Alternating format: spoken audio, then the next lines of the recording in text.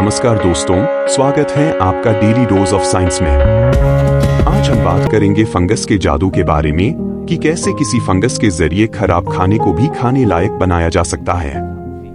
सोचिए, जब भी कभी हम किसी छोटी गैदरिंग में, पार्टी में या भंडारे में खाने को जाते हैं तो पाते हैं कि लोगों ने कितना खाना बर्बाद किया है और फिर यही बर्बाद खाना जानवरों को दे दिया जाता है या फिर कचरे में फेंक दिया जाता है। और मुझे पता है कि हम में से कुछ को तो इस बात का बुरा भी लगता है, मगर हमने कभी इसके सॉल्यूशंस के बारे में नहीं सोचा होगा।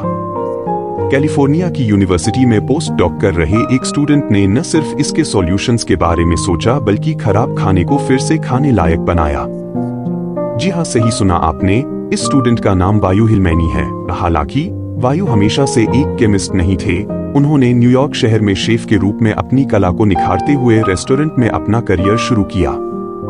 जैसे जैसे उन्होंने कुकिंग स्किल्स पर काम करना शुरू किया तो वे बेचैन हो गए और पाया कि खाने में स्वाद और प्रेजेंटेशन के अलावा और भी बहुत कुछ काम करता है, वो है विज्ञान। खाना पकाने के दौरान होने वाले मॉलिक्यूलर बदलावों के प्रति उनकी क्यूरियोसिटी उन्हें बायोकेमिस्ट्री की दुनिया में ले गई, जहां भोजन और विज्ञान एक अनूठे तरीके से मिलते थे।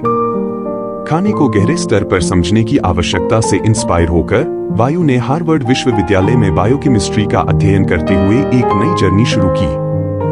उन्होंने फर्मेंटेशन, माइक्रोबायोम और स्वाद की केमिस्ट्री के रहस्यों को गहराई से जाना। शेफ का काम करते हुए वायु को इंडोनेशिया के एक साथी शेफ ने उन्हें ऑनकॉम फूड से परिचित कराया। यह ऑनकॉम फूड सोया पल्प को न्यूरोस्पोरा इंटरमीडिया नाम के फंगस के साथ फर्मेंटेशन करके बनाया जाता है। वायु ने जब यह देखा तो सोचा कि फर्मेंटेशन की तकनीकी से यदि पुराने बचे हुए सोया गूदे को स्वादिष्ट, पौष्टिक और उमामी स्वादों से भरपूर चीज में बदला जा सकता है, तो क्या हम किसी भी बचे हुए खाने को फर्मेंटेशन के जरिए खाने लायक बना सकते हैं या नहीं। इसको समझने के लिए वायु ने कोपेनहेगन के एक प्रमुख शेफ रैस्मस मंक के साथ मिलकर उनकी रसोई में न्यूरोस्पोरा के साथ प्रयोग किए और इसे चावल पर उगाकर एक नारंगी मिठाई बनाई। यह मिठाई पहले देखी गई किसी भी चीज के बिल्कुल अलग थी और जब इसे मेहमानों को परोसा गया तो वो सभी आश्चर्यचकित रह गए, क्योंकि इससे पहले उन्होंने ऐसे कोई भी मिठाई जो कि फर्मेंटेशन से बनाई गई हो नहीं खाई थी।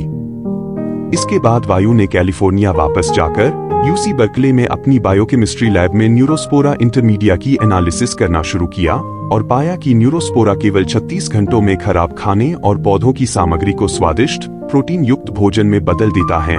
इसके अलावा वायु हिलमैनी ने और भी कई एक्सपेरिमेंट्स किए और इनको नेचर माइक्रोबायोलॉजी जर्नल में पब्लिश किया।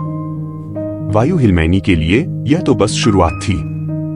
किचन और लैब में उनका काम सिर्फ खाने के बारे में नहीं था, यह दुनिया की कुछ सबसे बड़ी समस्याओं का समाधान खोजने के बारे में था।